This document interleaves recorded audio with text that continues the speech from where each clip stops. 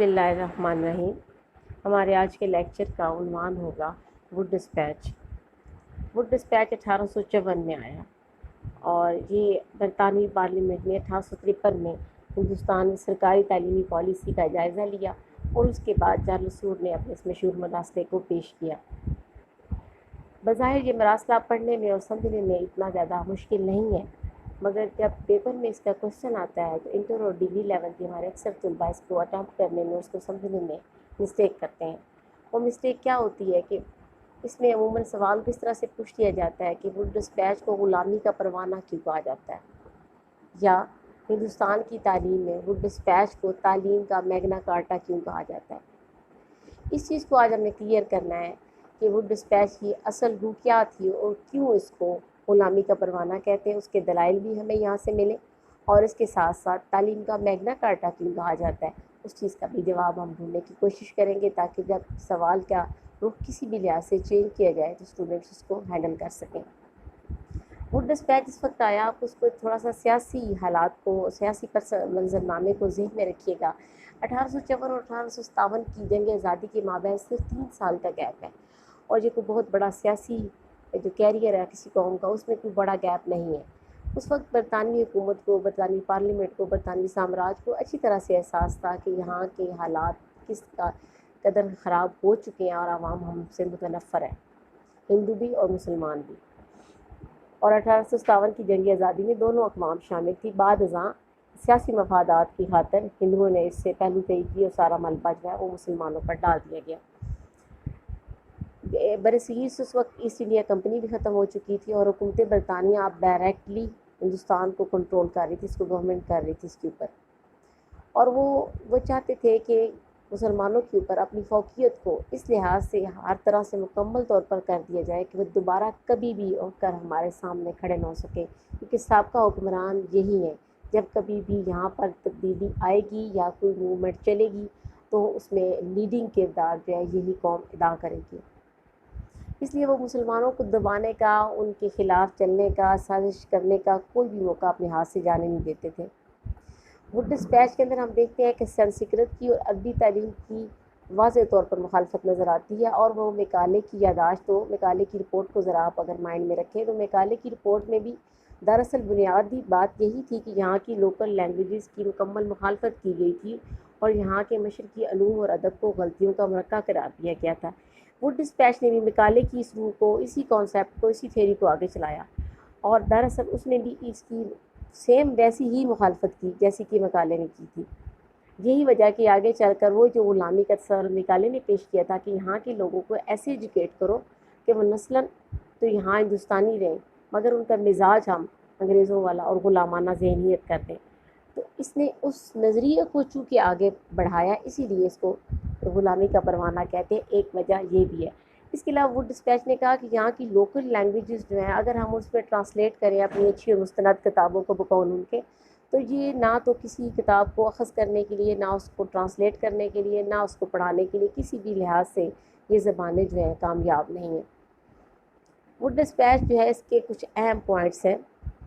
Wood dispatch ने सिफारिश की कि हर सूबे में तालीम का महकमा कायम किया जाए, जैसे कि अभी हमें मौजूदा सूरत हाल में नज़र आता है। हर सूबे का अपना अपना महकमा तालीम है जिसका सरबराह DPI या डायरेक्टर पब्लिक इंस्ट्रक्शन होगा और उसकी मावनत के लिए तमाम अमला जो है मुहैया किया जाए, इंस्पेक्टर मुकर्रर किए जाएँ जो गवर्नमेंट के ख़र्च पर या इमदाद से मिलने वाले स्कूलों और कॉलेजों का हर साल मुआयना करेंगे। इस शर्त को आगे चलकर हम देखेंगे कि ये शर्त अंदर से दरअसल अपने मानी और मफ़हूम और अमली तकाज़ों के लिहाज से कितनी ख़तरनाक थी। महकमा तालीम सूबे की तालीमी तरक्की के लिए ज़रूरी इक़दामात के सिलसिले में सालाना रिपोर्टें भी तैयार करें, तमाम कैलकुलेशंस, तमाम रिपोर्टिंग और अदाद शुमार इकट्ठे किए जाएँ और लंदन की यूनिवर्सिटी की तर्ज़ पर मुल्क में यूनिवर्सिटियाँ कायम की जाएँ। और इसी सिलसिले में फिर 1857 में बम्बई, कलकत्ता, मद्रास में यूनिवर्सिटियाँ कायम हुई और पंजाब यूनिवर्सिटी जो मौजूदा लाहौर में 1882 में, ये भी इसी सिलसिले की एक कड़ी थी। यूनिवर्सिटियाँ जो हैं वो शुरू में सिर्फ़ और सिर्फ उनका रोल ये था कि ये एग्ज़ाम लेने वाले अदारे थे। बाद अज़ाइन के ऊपर टीचिंग असाइनमेंट्स जो है वो शामिल कर दी गई और यूनिवर्सिटियों का तदरीसी रोल जो है वाज़ेह किया गया। वुड डिस्पैच के अंदर एक बहुत ही इम्पोर्टेंट और बहुत ही ज़्यादा जिसने ग़ुलामी का परवाना इसको साबित करने में अहम किरदार अदा किया, वो था ग्रांट्स इन एड का निज़ाम। अब ग्रांट्स इन एड का निज़ाम देखा जाए तो बज़ाहिर इसमें वो ये कहते थे कि हम जी अदारों की मदद करना चाहते हैं। किन अदारों की मदद करना चाहते हैं, क्वेश्चन ये पैदा होता है, उन अदारों की जो सेकुलर एजुकेशन दें, नंबर 1। नंबर 2, जो इंग्लिश को टीचिंग मेथड के तौर पर इस्तेमाल करें, तमाम मज़ामीन अंग्रेज़ी में पढ़ाएँ। हमारे मुकर्रर करदा इंस्पेक्टर को मुआयना करने की इजाज़त दें। और शर्त नंबर 4, इंतहाई मज़ाहिका खैर ज़ालमाना कि पहली जो 3 शराइत हैं जब वो पूरी हो जाएंगी तो फिर उसको ग्रांट दी जाएगी। अब इस ग्रांट इन एड का जो निज़ाम है इसको राइज करके उन्होंने पूरी तरह से सिस्टम ऑफ एजुकेशन को हर लिहाज से हाईजैक कर लिया। और यकीनी बात है, यहाँ से साफ समझ आ रही है कि ग़ुलामी का परवाना क्यों है, क्योंकि किसी भी मुसलमान के लिए और मुसलमान तालीमी इदारों के लिए, मुस्लिम तालीमी इदारों के लिए ये मुमकिन नहीं था कि वो ग्रांट्स इन एड की शराइत को मंजूर करते हुए काम करते या इनसे इमदाद लेते। तो ऑब्वियसली फिर इमदाद किसके पास जानी थी, मिशनरी इदारों के पास या हिंदुओं के कायम करदा इदारों के पास। इसके अलावा इन्होंने ये भी कहा कि हम इंग्लिस्तान में कायम टीचिंग ट्रेनिंग जैसे इंस्टीट्यूशंस हैं वैसे ही हम यहाँ बरसगीर में भी कायम करेंगे, और ज़ेर तरबियत जितने भी असातिज़ा होंगे उनको स्कॉलरशिप भी देंगे, अगर चाहिए भी सिर्फ एक सियासी वादा था। इसके अलावा कानून में, तिब में और इंजीनियरिंग के शोबों में भी ट्रेनिंग का इंतज़ाम किया जाएगा। हम ख़वातीन की तालीम को ख़ास फोकस करेंगे और सरकारी इदारों में मजहबी तालीम नहीं दी जाएगी। ग्रांट्स इन एड के अंदर भी शर्त यही थी, यहाँ पे भी शर्त यही है। और यूनिवर्सिटियों के क़याम से हिंदुस्तान में जो था वो मगरबी तर्ज का तालीमी निज़ाम तो कायम हुआ, वो डिस्पैच से प्राइमरी, सानवी और आला तालीम के दरमियान में एक तदरीजी, एक स्टेप बाय स्टेप वाला जो रब्त होना चाहिए इदारों के बीच में, वो तो कायम हो गया। ऑब्वियसली इसमें कोई शक नहीं है, जिसका फ़ायदा ये हुआ कि पूरा निज़ाम हमारा मजबूत हो गया। लेकिन एक सबसे बड़ा नुकसान क्या हुआ कि सानवी तालीम तालिब इल्मों को आइंदा ज़िंदगी के लिए तैयार करने की बजाय यूनिवर्सिटियों में दाखिले का ज़रिया बन गई, और इस तरह निज़ाम तालीम मुल्क के हालात और ज़रूरियात से कट कर रह गया। अब मकसद क्या रह गया कि जो स्टूडेंट सानवी तालीम हासिल कर रहा है उसे यूनिवर्सिटी में एडमिशन मिलेगा या नहीं मिलेगा। ग्रांट्स इन एड के ज़रिए से क्या हुआ कि प्राइवेट स्कूल और कॉलेज भी महकमा तालीम के कंट्रोल में आ गए। इस तरह हुकूमत की तालीम पर गिरफ्त जो है वो बहुत ज़्यादा बढ़ गई।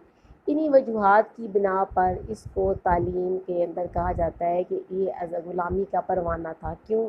इसने वो निकाले की रूह को अमली शक्ल दी, इसने यहाँ की मकामी ज़ुबानों के साथ मज़ीद ज़ालिमाना सलूक करने में कोई कसर न छोड़ी। इसने हुकूमत बरतानिया के तहफ़्फ़ुज़ात को दूर करने के लिए सियासी साजिश के तौर पर और इमदाद को भी ग्रांट्स इन एड की सूरत में इतना मुश्किल कर दिया कि अदारे, मुस्लिम अदारे इस ग्रांट को हासिल नहीं कर सकते थे। और इसके साथ साथ उसने यूनिवर्सिटियों के साथ तालीम का जो रब्त पैदा किया वो इस किस्म का था जिसका मकसद सिर्फ दाखिला था और जिसका मकसद सिर्फ और सिर्फ जॉब का हसूल था, और साथ सेकुलर एजुकेशन कहकर फिर मुसलमानों के मज़हब के ऊपर एक कारीवार किया गया था। और मुसलमानों के लिए ज़ाहिरी बात है मुमकिन ना रहा कि उस सेक्टर में काम करते, और साथ ही साथ उन्होंने हुकूमत ने और एजेंसियों ने पूरा निज़ाम तालीम और प्राइवेट अदारों को अपने कंट्रोल में ले लिया। इसलिए इसको मैग्ना कार्टा कहते हैं। और मैग्ना कार्टा का मतलब क्या होता है? मैग्ना कार्टा का मतलब तालीम का अजीम मंशूर।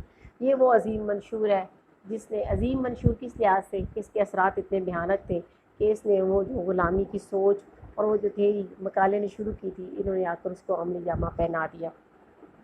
लिहाजा अगर वुड डिस्पैच का क्वेश्चन आपके पास आता है कि ग़ुलामी का परवाना क्यों है या इसे एजुकेशन के अंदर मैग्ना कार्टा क्यों कहा जाता है, तो उसको साबित करने के लिए आपने ये दलाइल लिखनी है, जिसमें आपने बताना है कि इन्होंने यहाँ की लोकल लैंग्वेजेस को, सिस्टम को, मालियात को, अदारों को किस तरह से हाईजैक किया था। उम्मीद है कि आज का टॉपिक आपको समझ आ गया होगा। मज़ीद इंफॉर्मेटिव वीडियोस के लिए और लेक्चर्स के साथ अपडेट रहने के लिए हमारे चैनल को सब्सक्राइब करें, बेल आइकन को प्रेस कर लें, और अगर वीडियो अच्छी लगे तो लाइक और शेयर करें। स्टे होम, स्टे सेफ, अल्लाह हाफिज़।